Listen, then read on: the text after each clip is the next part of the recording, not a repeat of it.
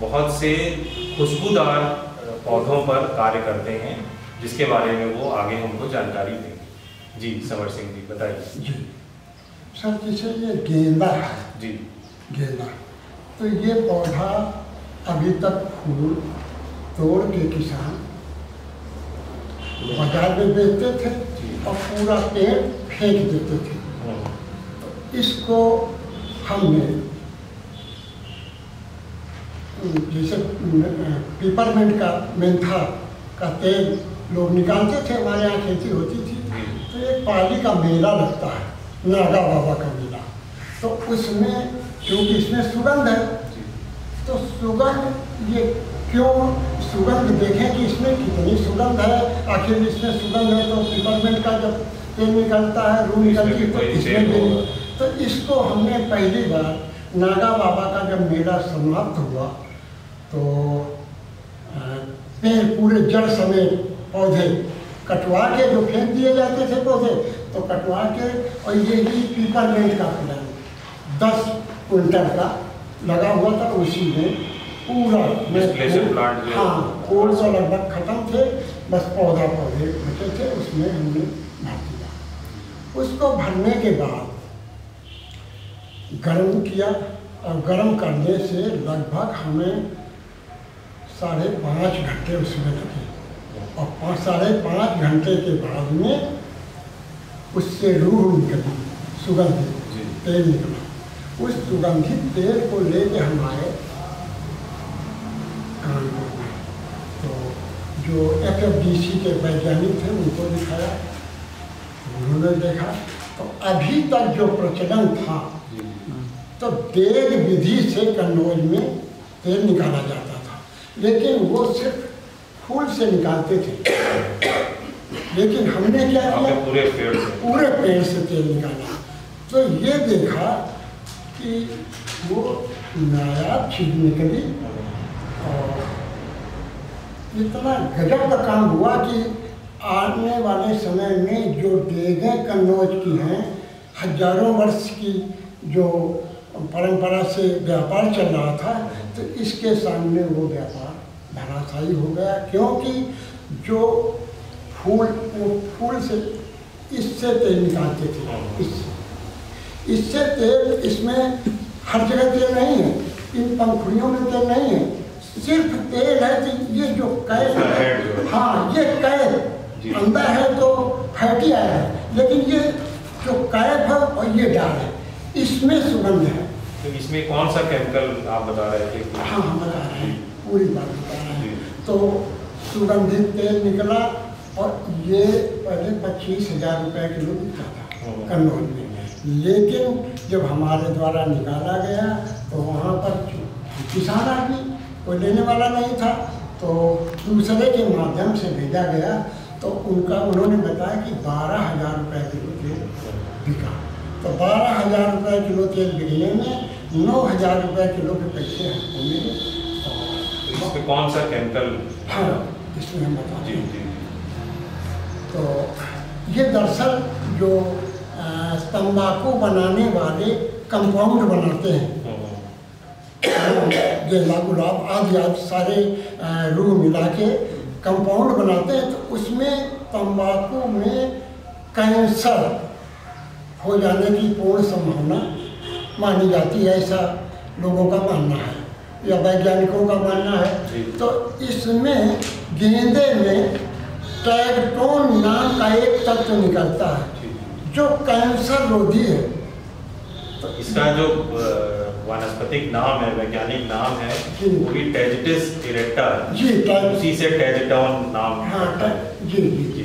तो वो तंबाकू के कंपाउंड में मिलाते हैं, तो डबल रोल वो अदा करता है, एक तो दवा का काम करता है और दूसरा सुगंध, कैंसर रोधी का काम, कैंसर रोधी है और दूसरा सुगंध। तो ये प्रचलन में गजब का काम, व्यापारी जिसने भी इसका काम किया है तो वो कहाँ से कहाँ पहुँच गया उसी को पता नहीं रहता कि कहाँ से कहाँ पहुँच गया, कितनी कमाई। इसके अतिरिक्त और कौन कौन से पौधों से आप कार्य कर रहे हैं अपने? हाँ, इसी में हम पहले बता दें, हम जो इसी में विधि इससे हम भक्का विधि से काम करते जी हैं।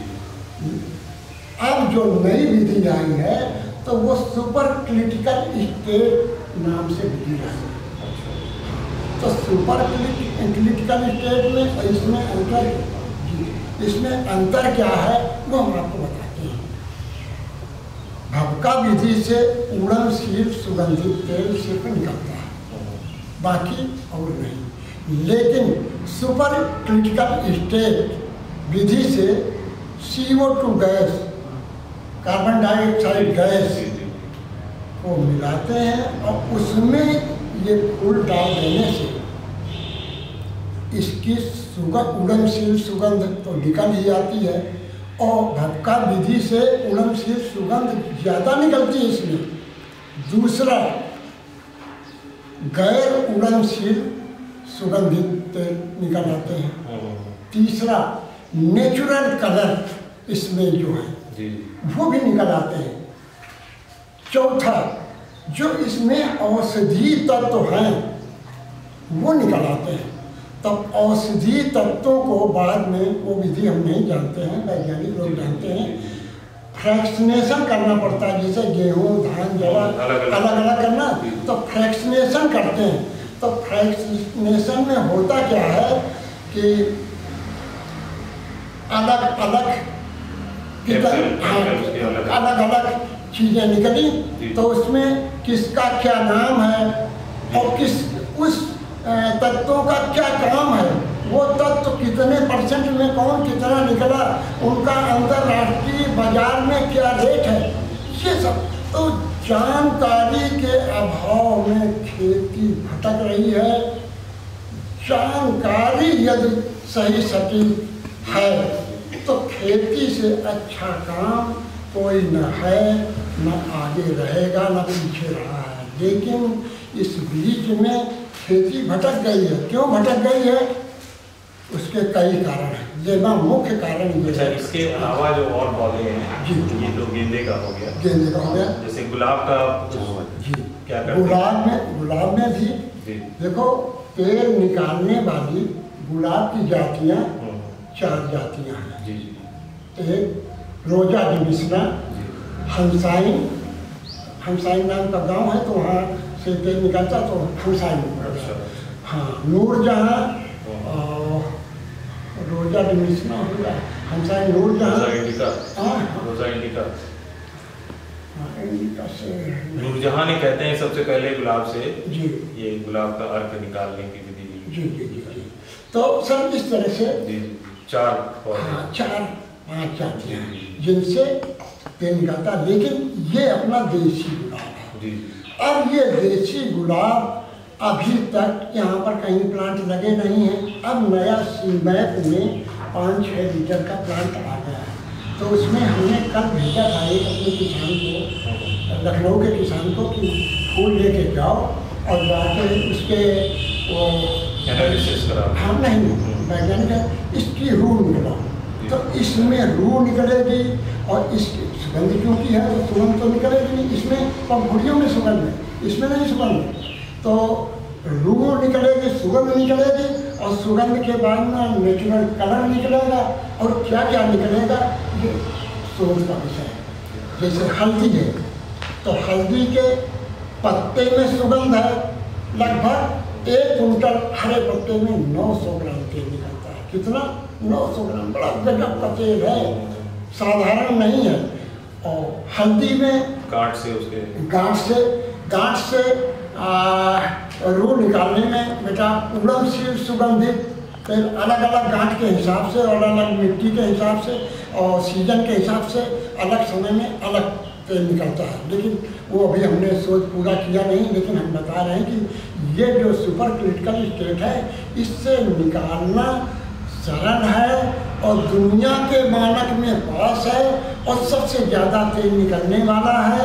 तो आधुनिक स्पर्धा में यदि वर्ल्ड लेवल की हमें दुनिया की स्पर्धा में जाना है तो तो हमें सुपर क्रिटिकल स्टेट में जाना ही तो होगा। इन पौधों की आप क्या अपने गांव में आसपास खेती भी करते हैं? बिल्कुल, हम ही नहीं करते हैं, हाँ। तमाम किसान करते हैं। अब ये जो गंगा हरितमा योजना चली है, तो गंगा हरितमा योजना में तमाम सारे किसानों ने फूल पौधों के हाँ काम करना शुरू कर दिया, लेकिन उनको जानकारी नहीं। जैसे एक हमारे मिलने वाले हैं डोमनपुर नागापुर में उन्होंने समृद्धि नाम का एक खस का पौधा है, उसकी उन्होंने खेती की। अब 65 कुंटल जल रखी हुई है उनके पास। ये निकालने में अधूरा ज्ञान उनको था, तो उन्होंने इतनी कीमती चीज और किसान तो जो ये जानकारी आपके पास है, तो आसपास के किसानों में या पंचायत में आप क्या उनके साथ बांटते हैं इस जानकारी? बिल्कुल पूरी जानकारी देते हैं। और जो अधूरी जानकारी यदि किसी किसान में है तो उसको हम पास करेंगे नहीं और न कहेंगे कि काम करो। काम तब करो कि पूरी जिस पौधे के विषय, चाहे पामारोजा हो, लेमन ग्रास हो, सिट्रानेला हो, पचौली हो, मिट्टी केरिया हो, कोई भी पौधा हो, तुलसी है, हल्दी है, खस है, गेंदा है, मतलब गाड़र है, कुछ भी जिसके विषय में आप काम कर रहे हो, तो उसकी पहले जानकारी हासिल करो। और जानकारी हासिल करने के बाद में जब आपको ये आत्मविश्वास हो जाए कि दुनिया का कोई माई का लाल हमें फेल कर ही नहीं सकता, आप तब काम करेंगे तो निश्चित रूप से सफलता पाएंगे। सफलता पाने में बोने की विधि, तेल निकालने की विधि, हम किसको देंगे, किस रेट में जाएगा, इसका सबका कैलकुलेशन करना कि घाटा मुनाफा क्या है। और जब सब चीज़ की जानकारी हो तो घाटे का सवाल ही नहीं उठता। बस ये मान के चलो कि जानकारी के अभाव में खेती भटक रही है। आगे आने वाले समय में सिर्फ खेती का वर्चस्व होगा। खेती पिछड़ी क्यों है? पिछड़ने का कारण किसान हो या कोई हो, सुखी एक जीवन जीना है तो 4-5 चीज़ों की जरूरत पड़ती है। 5 चीज़ों की। वो 5 चीज़ें कौन कौन सी हैं? जल, जमीन, जंगल, जानवर, जीवाणु, इनकी आवश्यकता है। यदि 5 चीजें हैं किसान के पास में, मतलब जल है बढ़िया है, जमीन अच्छी है, और जीवाणु है, जानवर हैं तो जीवाणु होंगे, और उनकी वजह से पेड़ पौधे होंगे, तो दुखी होने का कोई सवाल ही नहीं उठता। आपने जो ये औषधि पौधों के और जो खुशबूदार पौधों से जो तेल निकालते हैं, उसकी बहुत अच्छी जानकारी दी है। इसके लिए बहुत बहुत धन्यवाद।